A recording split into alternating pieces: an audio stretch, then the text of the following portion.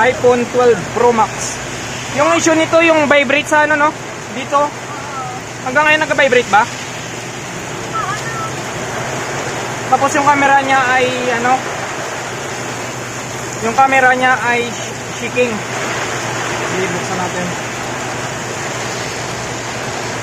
Hindi pa ba ito nakabuksan?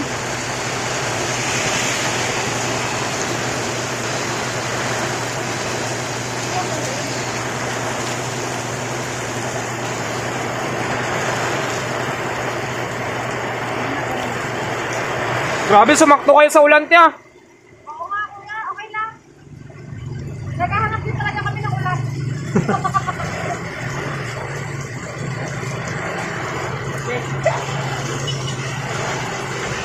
Hindi ba ito napabuksan? Hindi pa ito napabuksan? Hindi ko alam. Pero natin din natin eh. 3 tools lang talaga. Alam ko, kuya. 3 tools lang. Rio tools Pag lang. nakita ko all original, okay ko. Ayos ah. Maganda nga yung may basihan ka. Pero pag yung ano na outside, hindi ko alam. Ibig sabihin niya, malapit ka na maging technician, te. Hindi na, kuya. Huwag na. Okay na ako. Pili-pili na lang. Sa bagay, pag technician ka, puro abuno, stress. Oo, wag na. Okay na ako.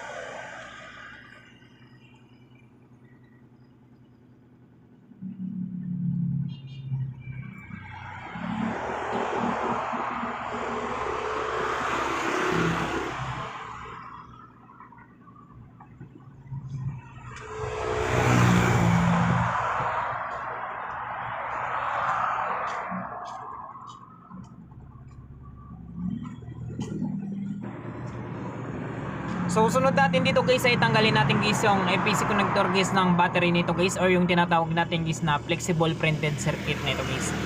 Unahin ko dito gawa guys yung camera guys, no, na yung problem niya guys ay camera shaking guys, no. So tanggalin natin guys lahat guys ng mga bolts para ma-access natin guys yung FPC connector guys ng camera nito guys, no.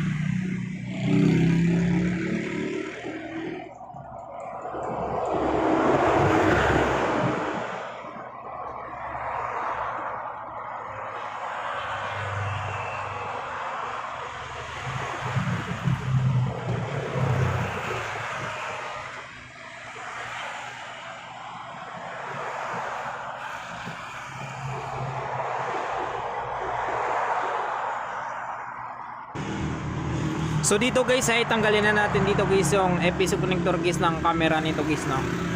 Yan. So dandan tayo dyan guys kasi nga sensitive yan siya guys, no.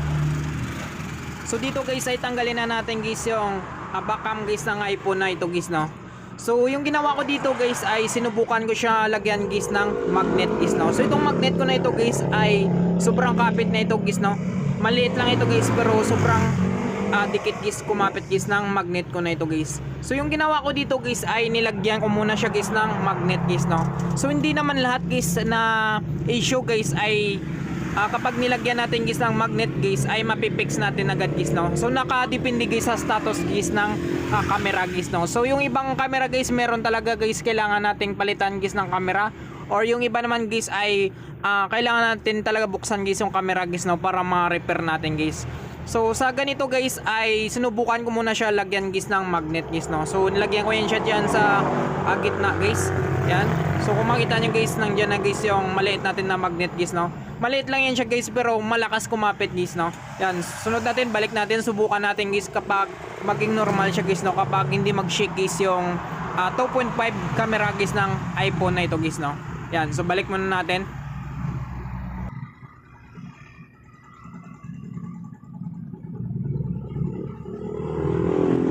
So panda rin natin guys, no, balik natin guys yung EPC connector guys ng battery nito guys.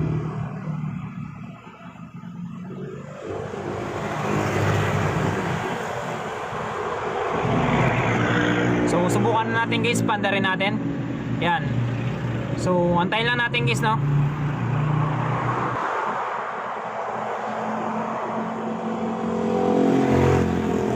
So ayan siya guys, no. So subukan natin guys, punta tayo dito guys sa camera niya guys. So subukan natin guys, isa-isahin natin guys yung lahat guys ng point ng camera niya guys, no, kapag magkaroon siya guys ng camera shaking guys, no. Yan. So dito pala guys ay hindi pala tayo makapunta guys ng 2.5 guys, no, kasi nga hindi ko siya nakabit guys ng maayos guys yung EPC connector guys ng camera niya guys, no, dito guys sa terminal niya guys. Yan. So pero na-test ko na rin dito guys ay wala na rin siyang shaking guys, no. So 2.5 na lang guys. So subukan natin ulit guys. So dito guys ay chinik ko dito ulit guys, no. So chinik ko guys yung EPC connector guys ng camera dito guys. Yan. So hindi pala ito guys nakakabit ng maayos kaya nawala guys yung 2.5 guys, no. So tanggalin natin guys ulit guys yung EPC connector guys ng battery niya. Tapos sunod natin guys ay balik natin tapos panda rin natin guys, no. So subukan natin guys yung 2.5 guys, no. 2.5 na lang kasi guys yung hindi pa natin guys natitest guys, no. Yan. So antayin natin kapag mag camera shaking siya, punta tayo ulit guys sa camera niya. Yan. So check natin guys bawat point guys, no. So yan 2.5. So okay na yan siya guys. So no shaking na yan siya guys, no. Yan.